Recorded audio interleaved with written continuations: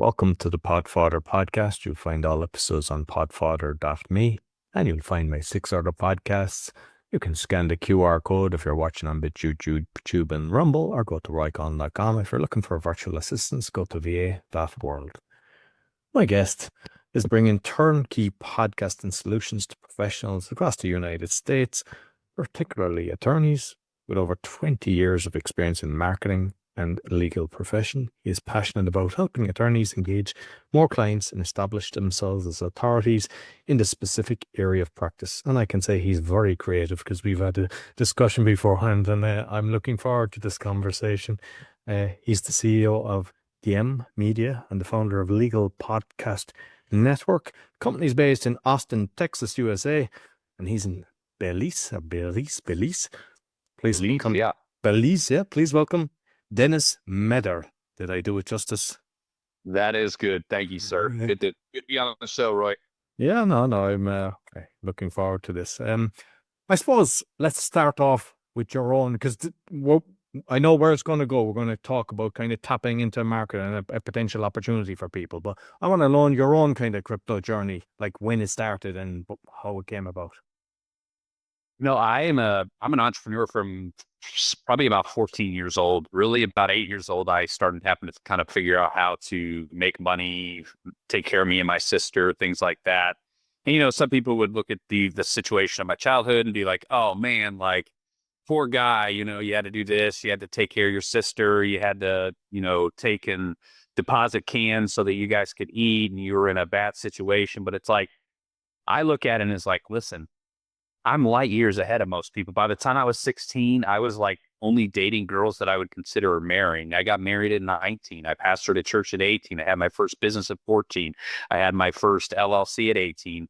I retired from 20 to about 25 years old with another business that I had started, and it took off. And so I was able to use like the advantage of the young energy with kind of being an old soul.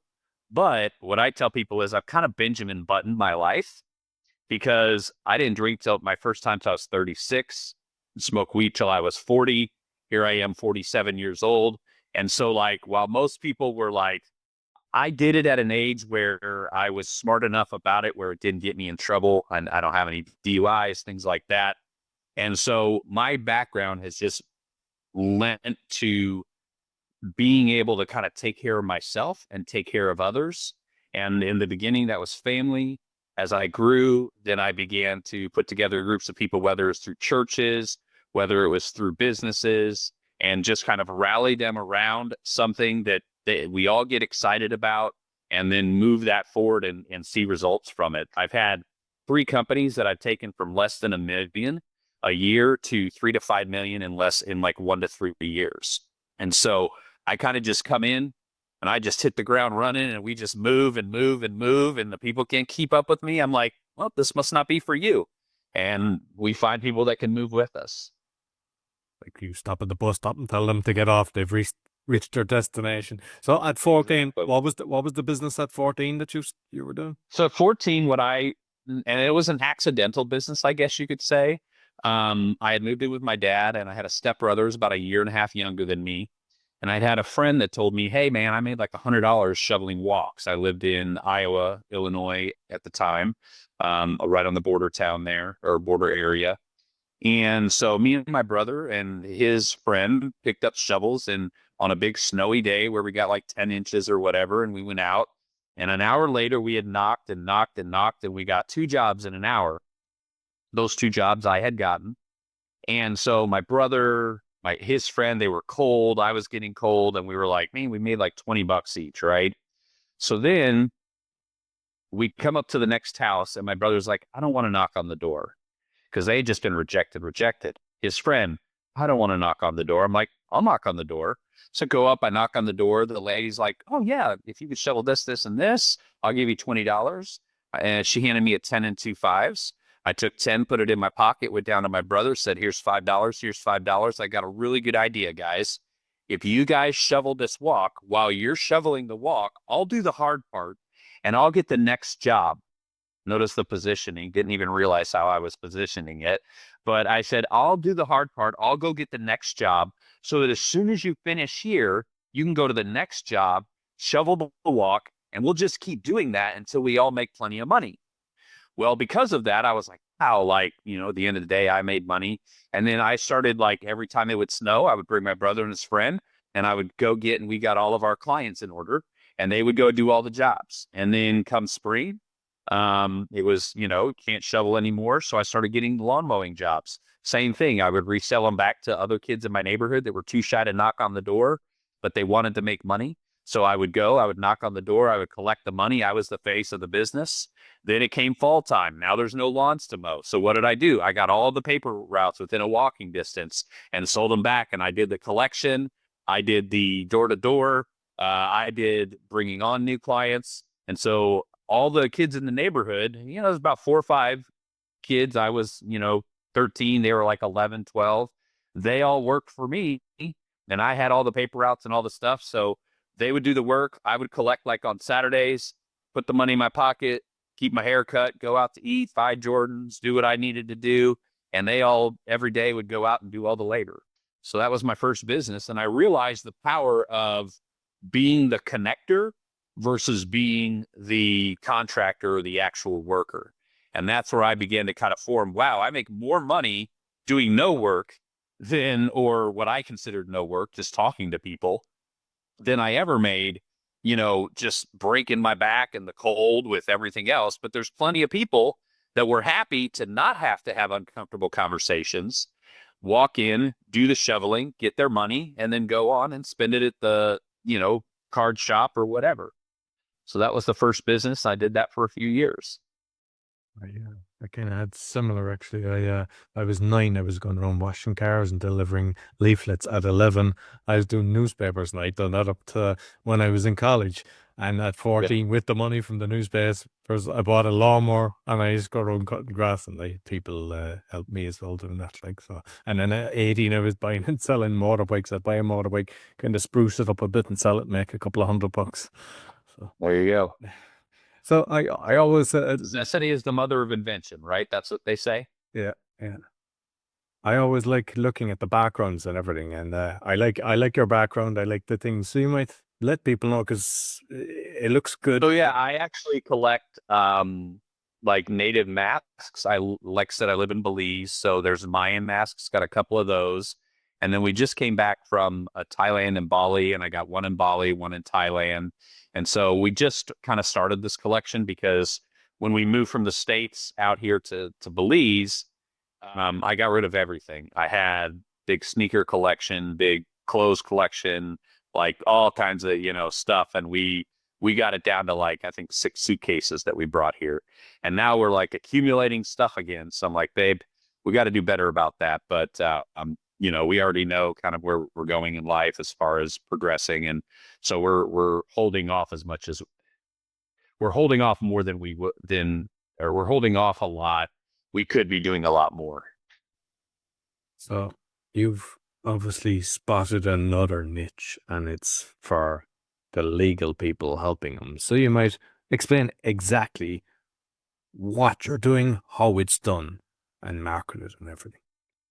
Yeah. So we do what we call turnkey podcasting. At the end of the day, when you're dealing with any professionals and anybody who has accomplished anything, the biggest asset that you can give them is time. So with time, there are some that would, you talk to like a guy who has like, maybe it's him and an associate attorney and 2 paralegals and 2 admin assistants, he's busting his tail like 60, 70, 80 hours a week. So when you say to him, if you want more customers, you've got to do social media 3 hours a day and post 3 times a day. And if you want a podcast, you got to sit down, you got to produce it, and you got to, unless you pay somebody to do all this. So what we do is we've created kind of a system that allows attorneys to spend anywhere from 30 minutes a month to 2 hours a month, depending on if they want 1 show a month or 4 shows a month. But on average, 30 minutes to 2 hours a month, or you could say 2 hours every 4 months to 8 hours every 4 months. And with that, we can create pretty much not just a podcast and a video podcast, and we put that on 25 different networks, but we also create social media pieces out of it.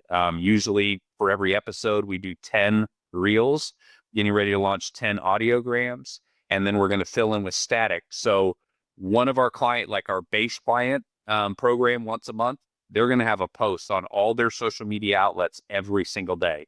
So all 30 days. If they're doing 2 podcasts a month, they're going to have 2 every single day. And if they're going to have 4 shows a month, then they're going to have 3 every single day, morning, noon, and night, mid-afternoon, just morning, and just basically like, and we do TikTok, Instagram, Facebook, Blue Sky, Twitter, whatever they're connected to, because we can kind of connect it all into one thing. And then I have one guy who his full-time job is to go in for all of our clients and to set up all of their social media for the month, calendar, all of it, so that they just sit back and it just happens. So they take 30 minutes, and that 30 minutes becomes a 17 to 21 minute video. It becomes 20 pieces of content, 20 to 30 pieces of content, plus 2 to 3 pages of content for their website. So it's really all about just using just the slightest amount of their time and maximizing that to their benefit. We really hone in on like the podcasts or QA, and we're honing in on their ideal client profile. We don't want to just throw that out there and then have people calling them that don't fit their client base. So like if it's a divorce attorney, we're not going to do an episode on how to find the cheapest attorney, or, why you should do an uncontested divorce, and say, no, like that's not how attorneys make their money. So we're going to speak to somebody with high assets. What happens when what happens to a boat in a divorce? What happens to a second home in a divorce? So now that's a juicier client for our clients. So that's what we do, is we actually work through a content plan that answers questions that their potential client might have, which then shows up in the algorithm. Because if we do a YouTube video that's 3 minutes that answers a very specific question, well, YouTube's owned by Google. The second that gets Googled, that's going to go right to the top. And we already have clients where we're Googling questions and showing their results right at the top to answer those questions. And so we're just positioning them for their ideal client profile as the ideal attorney to help them, whether that is men who are in high asset divorces with custody issues, or any number of other types of situations, criminal, injury, very specialty types of business attorneys, things like that. Are you kind of working on the marketing? I know you're creating the shorts, but because a lot of them would be kind of location specific. Do you do like work with organic marketing, and is there paid up marketing as well? We don't do paid marketing unless they ask us to. We're just creating a huge infrastructure of organic marketing. And so we're doing the tags and going into studio and doing everything we need to do to have them show up. So whether it be like, say, for example, Atlanta, so it'd be Atlanta, Atlanta divorce lawyer, things like that, where we're scaling for their particular market. And what we do is we work with, in any given market, let's say Atlanta, we're going to work with one personal injury attorney, one divorce lawyer, one estate planning attorney, one criminal defense attorney, so on and so forth. Why? Because to me, it's disingenuous if I tell a guy, we're going to make you the predominant, personal injury attorney for catastrophic injury, and then I work with 3 of his competitors in the marketplace. Like, that just doesn't make sense. Now, yeah, they could make their own podcast, but we don't want them plugging into our powerful marketing system to compete with internally with our own clients.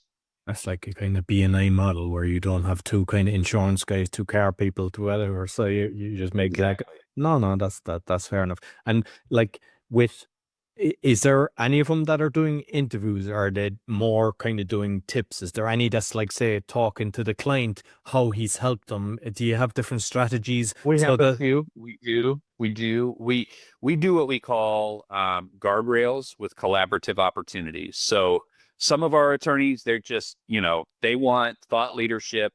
They want to show up in the algorithms. They want to develop more clients. And this QA approach is what really does that. We send them the questions ahead of time, 7 to 10 questions. It's about a 20-minute podcast. And our host that we provide just, oh, good to have you. Oh, now today's show is about, going through a divorce and 5 things you should never do. What now I see here, the first thing is this, explain this to me, and so they try to make it interesting. It's not just question 1, question 2, question 3. They try to have a flow to the conversation, but some of our attorneys bring on other attorneys or other professionals and they want to interview them. We can accommodate that. Some of them appear and like a point counterpoint as 2 guests and our host. So we're very open to collaborating. What we explain to them is if you want guests, you need to bring them to the table. We're happy to invite them to the meetings, but we're not going to be like, oh, you want a guest? Let us hunt down your guest, because we're already doing so much other stuff. And so but if they bring the guest to us and then we can build the show, we have no problem with that. And, there's so many different platforms out there, to host it. And have you played around with different ones, or have you a go-to that you think this one works way better than the rest? As far as like say Spotify, Podbean, Buzzsprout, Lipsy. Oh, yeah. I mean, YouTube's probably our best mover just because of the SEO, cachet that it has. And so we do a lot with video. We create the shorts and put them all over their Instagram. So video 80% of people would rather watch a video than anything else. And so we do okay in the audio space. But what I tell people is at the end of the day, like the audio podcasts is really more of like a lemming. It's like we're just putting it out there because they've heard they should have one. So we give them what they want, but then we also give them what they need to be successful. And I think sometimes marketers have a tendency to say, well, that's what they want. That's what I'm going to give them. But then their retention isn't there. And that's because you knew what they really needed. And instead of building that into your model and saying, listen, I know they want a podcast, but they need a YouTube channel. They need shorts. They need reels. They need a social presence. They need good content. They need, they need it on their website. They need FAQ. They need these things. They come to us because they want a podcast. They stay with us because we give them so much and then they see results from it.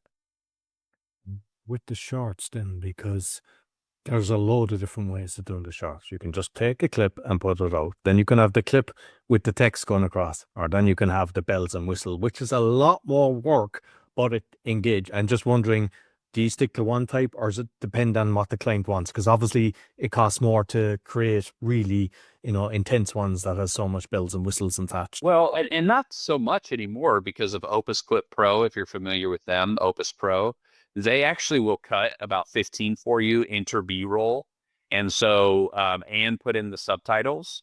So then we're able to put like a pretty sharp, and it's about 75% done. Then what I do is my team, and I have 6 people that are full-time making shorts, and that's after the AI does it. So we have an internal sort of like mantra that we use: AI, then real eyes. Because we never send out anything that just went through AI, because chances are there's going to be something weird on it. So then we go in, we check it, we look at it, we make sure there's not a typographical error. We make sure that the pictures that they inserted make sense. For example, one that I saw that I sent back to my team is, they were talking about working in an office, and like they showed, and this is no offense to any sort of culture, but they showed an office full of women in burqas. Well, I don't know of any offices like that in the United States, and I don't know very many lawyers that would relate to that. So I was like, guys, that B-roll doesn't work because our clients need to see themselves in the product. And that's every product you ever sell. If your clients can see themselves in the product, then it's very easy for them to make a decision. That's like with my show coordinators, you call them salespeople. I'm like, listen, when you're getting ready to show the program to a personal injury attorney, go pull 3 clients that are personal injury clients that are doing well with us, that have good channels we've built. So you could be like, this is one of our clients. When he came to us, he didn't even have a YouTube channel. He's got 2,000 subscribers now. He's getting about 500 views each one. He's telling us he's getting consistent clients from it, and he speaks to the Miami metro area. Here's another PI client. He does things a little bit differently, but this is what he does. This is his growth. Now, when you start doing that, what does the potential client do? They start going, oh, well, if that guy there can do that, and that guy there can do that, well, Miami and Chicago and Nowheresville, Arkansas, and all three of them are doing well. They start to see themselves in the product. And so that's what I teach my whole team across the board is, guys, if this is for our attorneys' clients, then pay attention where they are. You know, if this is for attorneys, because we have shows just for attorneys to like, we have like a AI expert that works with it with law firms and AI. We have she used to be a part of Big Law. Now she's a certified financial planner. We have a process server. I'm getting ready to launch my show, Building Authority Through Media, that is for attorneys. And so keep in mind who it is that's seeing this. And the more they feel like what they're reading or watching relates directly back to them, the better chance you have to gain them as a client. And you do in-house ones as well. So like not everybody wants to have a podcast for the world to hear. They want it kind of in-house. And I suppose, is that just for legal as well? Would it be like a big law firm that say the CEO wants to share the information? You might just touch exactly how. We don't have anybody like that yet. And here's why. Our clients are 1 to 10s, 1 to 10 people in the firm. We do have some people that reach out to us from larger firms, but typically what it is it's a very specialized attorney who has to do his own marketing. And so then he comes to us and like one guy is like, listen, my clients are, I only do work comp for federal employees. Those are my only clients. So he works nationwide, but he's a part of this big, huge firm. But he's our client. He pays us, and we put his show out so that he's the expert on that. That's an outlier event. We don't do anything internal yet, though we are in the process. So right now we're building our systems, making sure that every single aspect of this, our retention's where it needs to be. Nothing's falling through the cracks. We had to create, it probably took about 10 hours of internal meetings with several people. We had to create a step by step by step by step by step from the second they sign on to the second that they're all of their podcasts are done and all their social is done. There's like a 380 step process that we created internally with each step assigned to different people. Now that may sound like a lot, but when you have 30 people, that's only on average of about 10 things per person. And so we had to kind of line that all out. Well, if we create new products, now we have to create a whole new process. So we do have like Client Clarity, which we're going to launch eventually, which is essentially for attorneys to onboard clients. So we meet with the primary attorney. Hey, glad to have you as a client in front of you. You got a folder. There's 3 sheets. Sign this for. So it's kind of like that 15, 20 minutes of onboard that a lot of these firms have to spend doing. But essentially, they can just hand them an iPad, have them go sit at a table, and they can onboard themselves, and that frees up the attorney for 20 minutes or the paralegal for 20 minutes. They're not using human capital. And then if a question arises, hey, a quick question. Oh, yep, just right there, boom. So they deal 2 minutes with the client instead of 20 to 30 minutes of onboarding the client. And so that's a product that we're getting ready to launch. We're not there yet because I want my core product, because I really believe in building deep. And then once you've driven deep and you've got your systems and everything runs the way it's supposed to, then you start to go wide. What everybody does is they're like, oh, I have a product that sells. Let's try this way. Let's try this. Let's try this client. Let's do this. And they start selling wide. And then guess what happens? They have no foundation. They have no systems. And then they implode because their clients get all ticked off at them. And then they start going online. This is awful. They don't know what they're doing, blah, blah, blah. And then their whole model is ruined. And then they do one of two things, which I see on Instagram. They either relaunch with a new name in the exact same product, which I feel is pretty unethical, or they own up to it. They make it right. They fight. They come back, and then they own their marketplace. And when you're kind of signing up people? Because there's a lot of work in getting everything set up properly, and whether it's the graphics, the whole thing. Do you get them that they sign for a certain time, or is that they pay to kind of cover? We do 4-month agreements. We do have a small setup fee.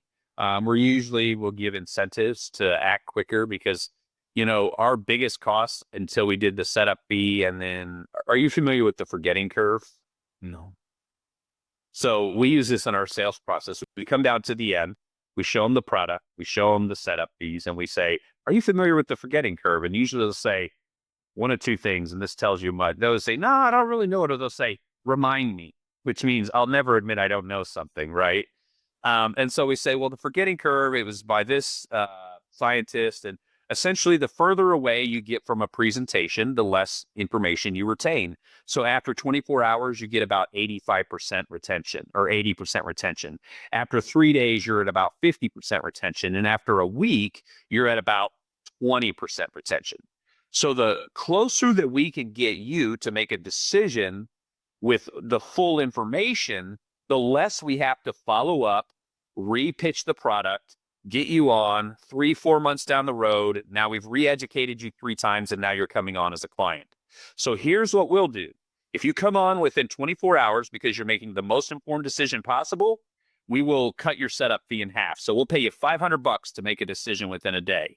If you want 3 days, then we'll save you $200. If you want a week or more, it's $9.95 setup fee.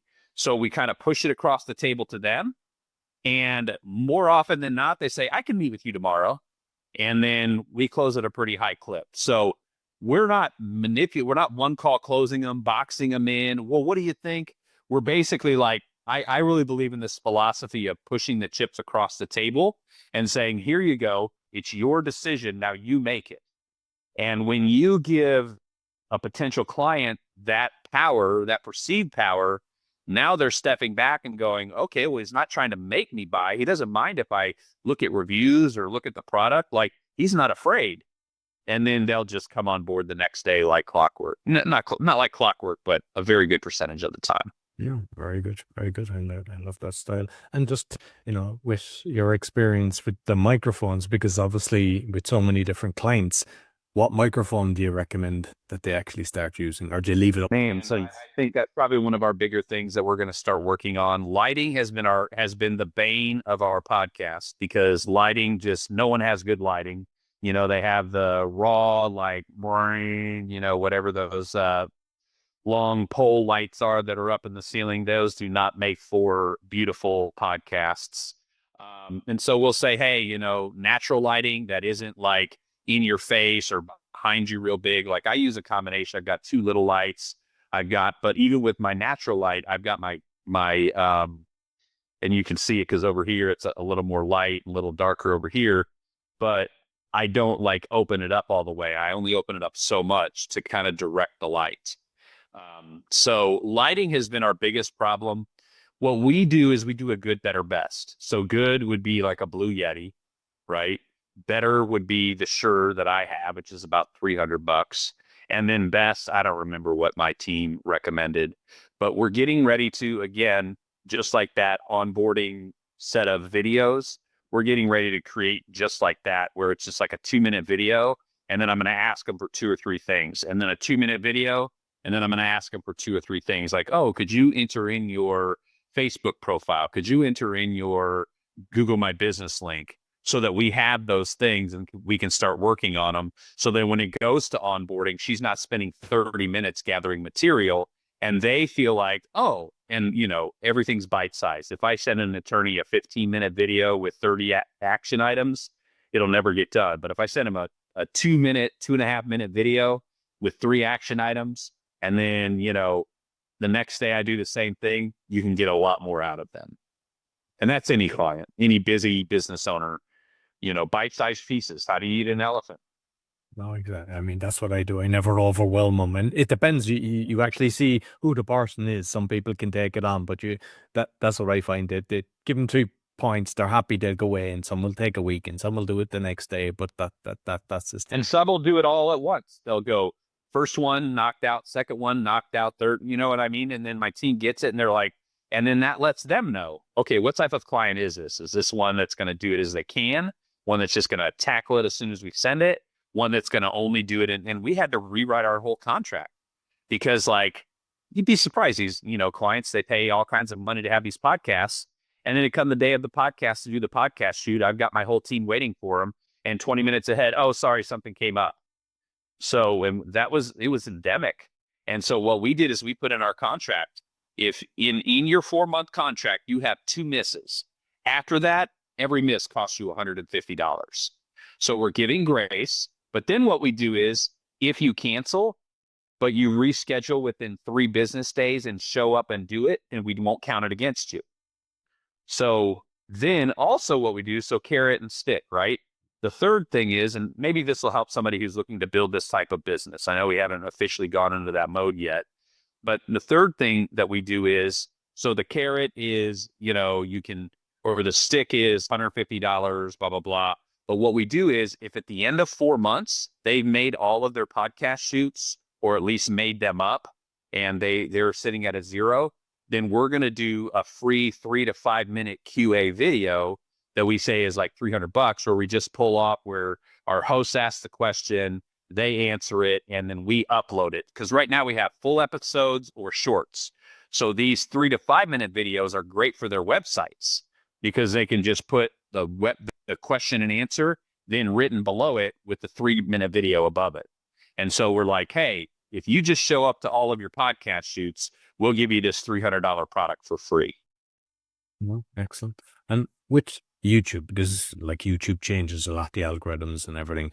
And you'll see some people 3 views, 10 views. Others, when they have a long channel, sometimes they could have 150. But because there's so many people doing it, then it goes back to 20 and 30, and they kind of they quit their channel. They think it's just broken. There's different platforms like TubeBuddy, vidIQ, and everything.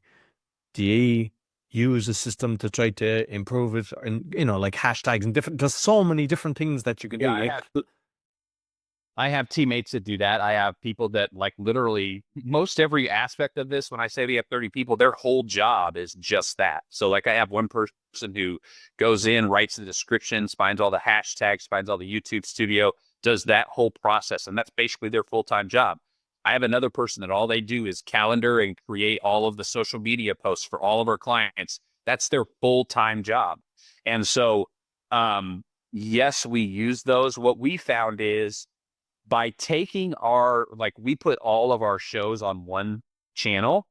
And so because of that, it gives cachet to every one of our clients. So like each separate channel as such, they all have their own separate channels, but then we bring them together into our channel as playlists and things like that. So then they're benefiting off of the ecosystem. And that's the thing. Like I told my team yesterday, because someone said, oh, hey, this client is going to interview this client for their podcast. And I said, perfect. I said, this is the ecosystem we're creating, guys. We're creating an ecosystem where people can find guests, where people can benefit from the overall strength of the ecosystem to build a channel and build a following.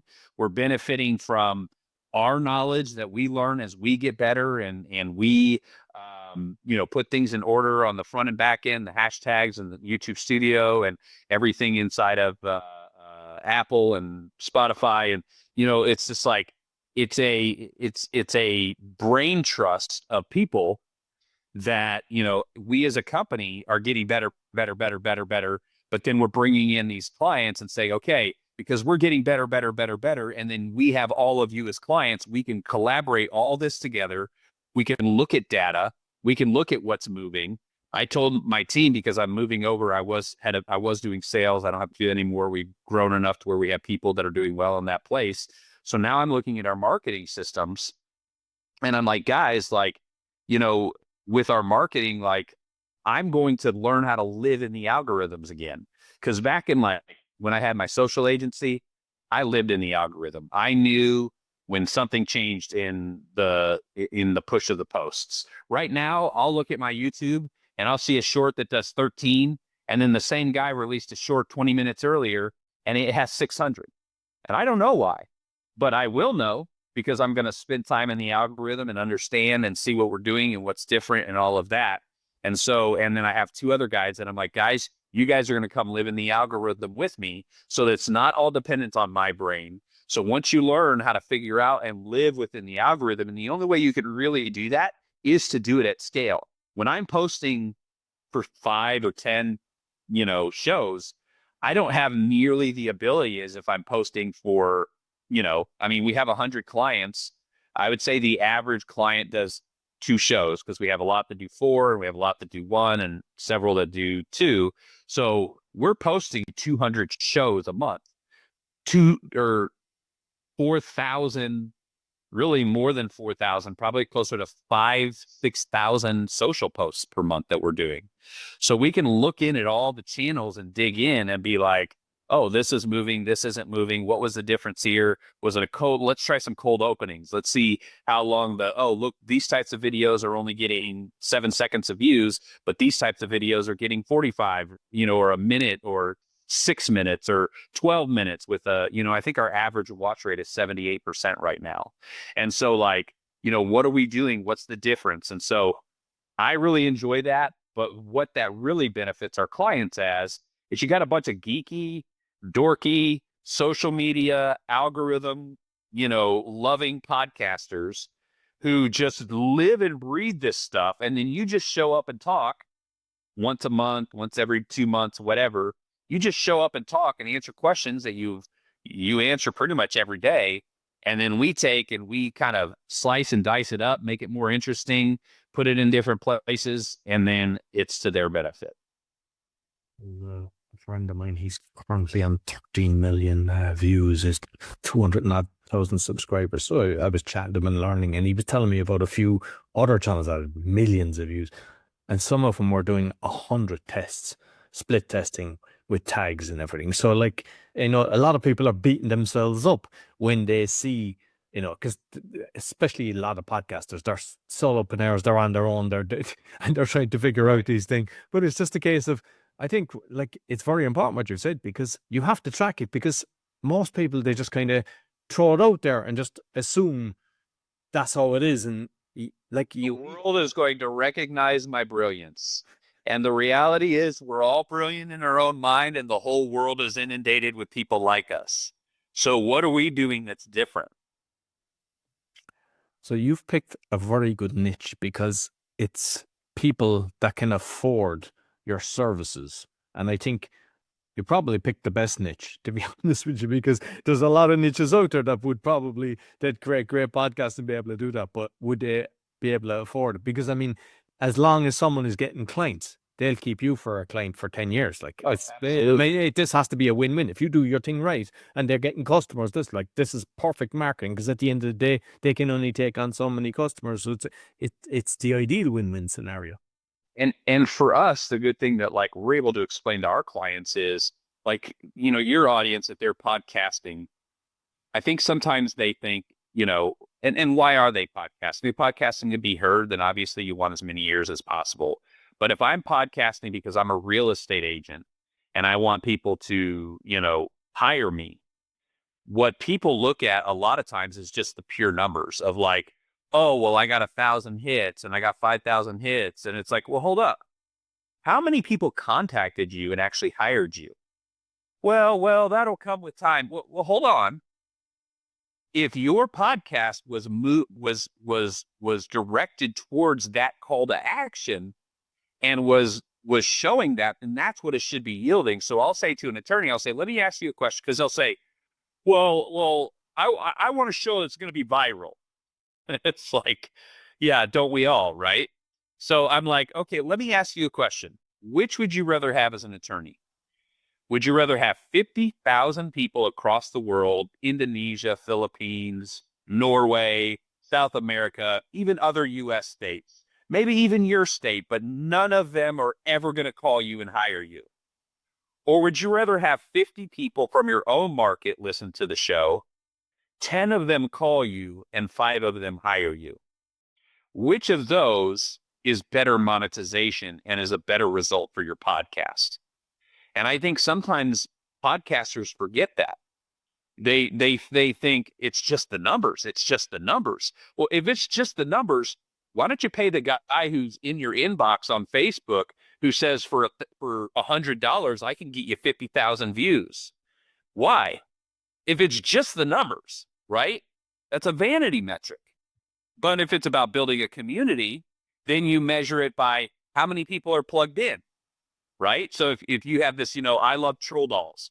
Well, there's not going to be billions of people that are going to watch a troll doll show. But what if you built a community of 300 people that love troll dolls?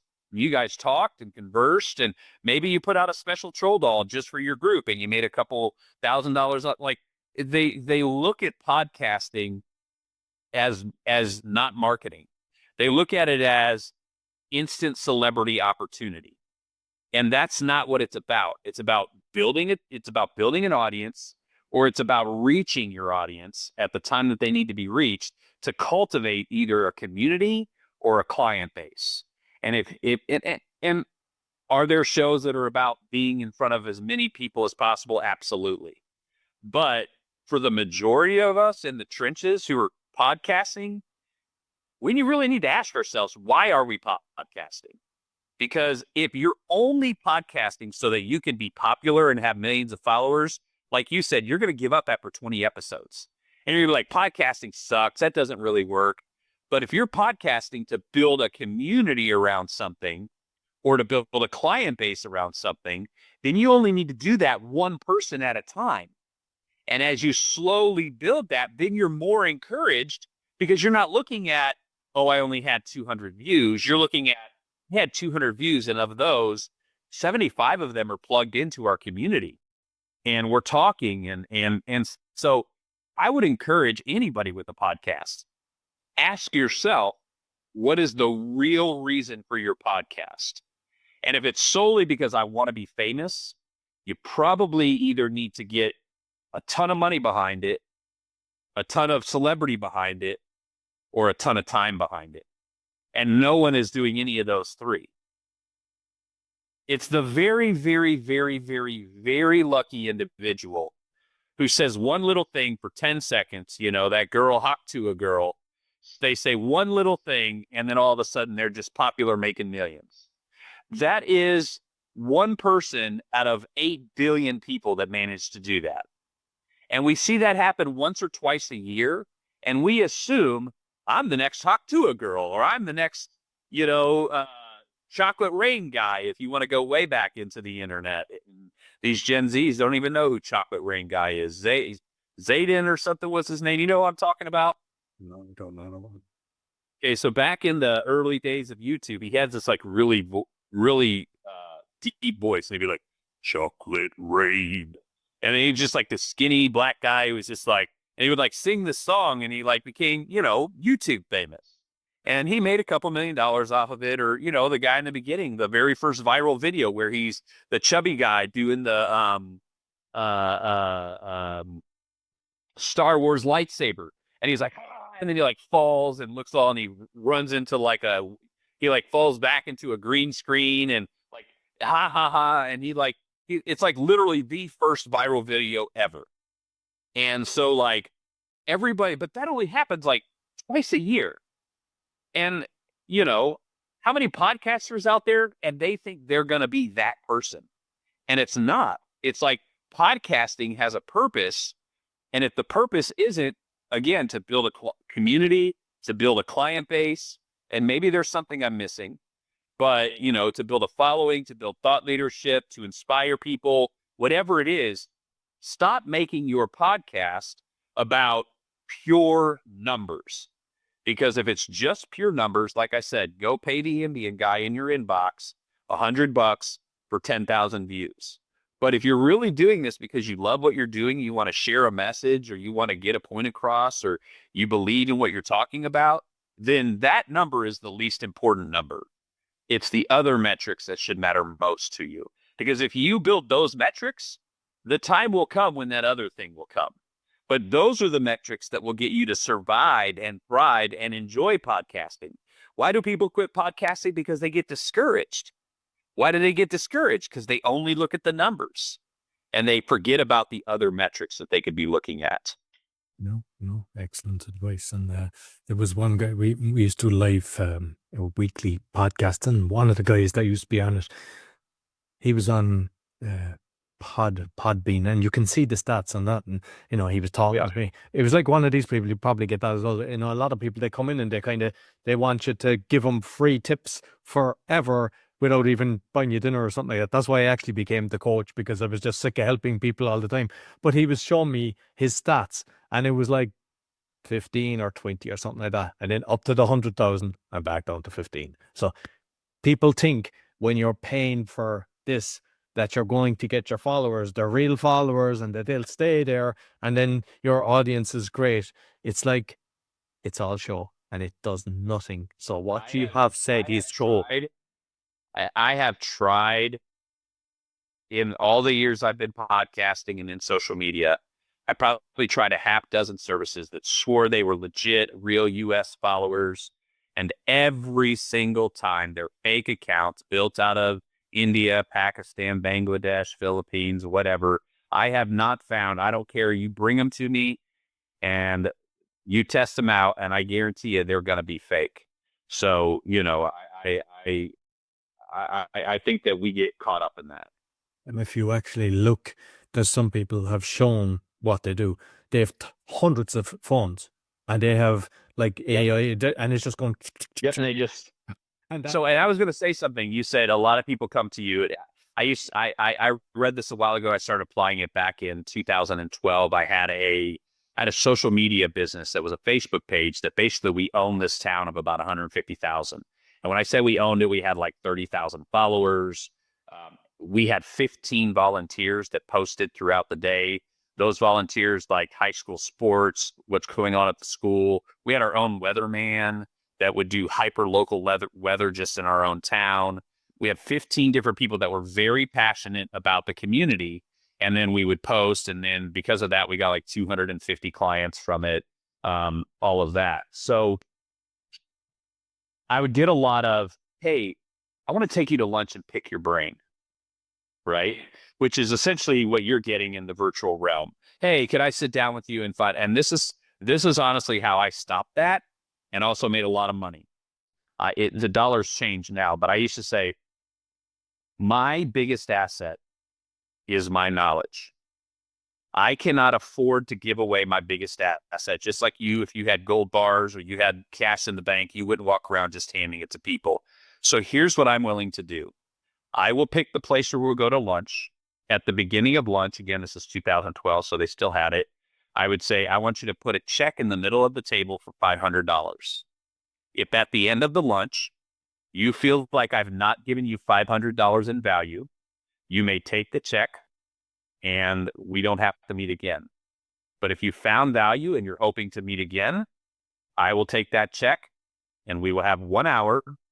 And at the end, I never had anybody take the check. I always got the check. As a matter of fact, I gained several $500 an hour once a month, twice a month, and even weekly, where I would just sit in and go over their marketing and give them advice and things like that. Now, when I do it, I say it's $1,000. I had somebody contact me the other day. Hey, we're looking to get into thought leadership and, senior led marketing. And I see that you're big on authoritative positioning, blah, blah, blah.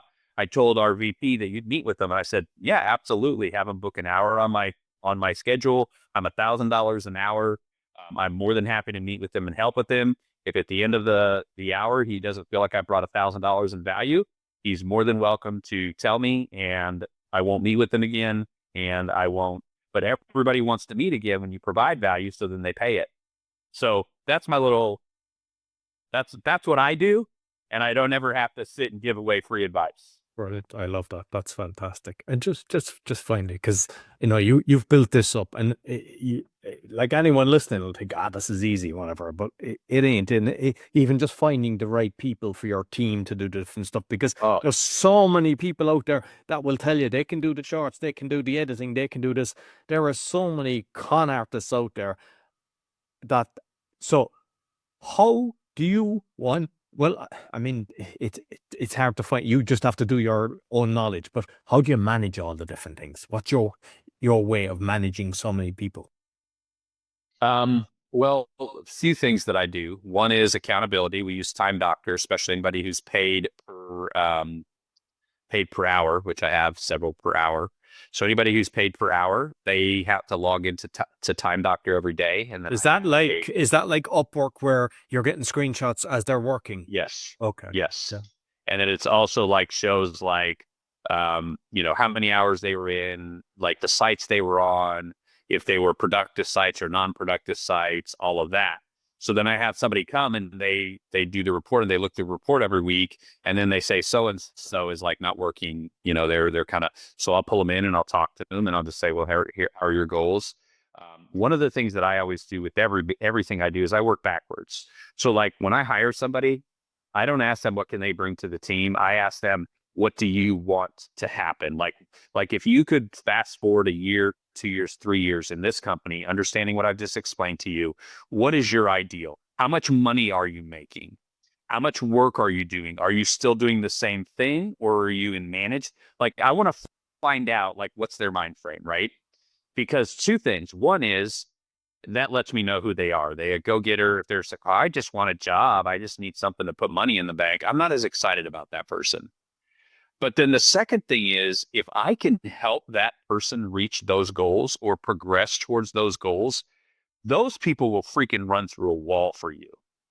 When someone comes to you and says, well, I can start at this, but I really need to make this because this is what this is what I was making.